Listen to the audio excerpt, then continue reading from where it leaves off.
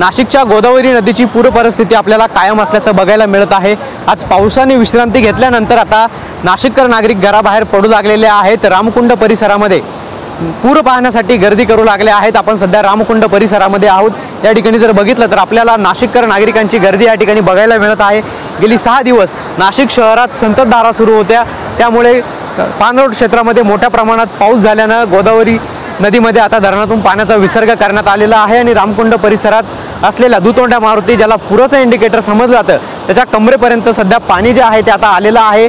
त्यामुळे गोदावरी नदीची पूर परिस्थिती आपल्याला कायम असल्याचं पाहायला मिळतंय। मात्र हाच पूर पाहण्यासाठी आता नाशिककर नागरिक जे आहेत ते पुन्हा घराबाहेर पडल्याचं बघायला मिळत आहे। रामकुंड परिसरात सकाळपासून आता नागरिकांनी पूर पाहण्यासाठी गर्दी केल्याचं चित्र या ठिकाणी बघायला मिळत आहे। मात्र कुठलेही सुरक्षा रक्षक या ठिकाणी नसल्याचं पाहायला मिळत आहे। अति उत्साही नागरिकांकडून पुराच्या पाण्यात उतरून सेल्फी आणि फोटो काढला जात असल्याचं एकंदरीतच पाहायला मिळतंय। कॅमेरा पर्सन कुशल पाटीलसह पवन येवले, TV9 मराठी, नाशिक।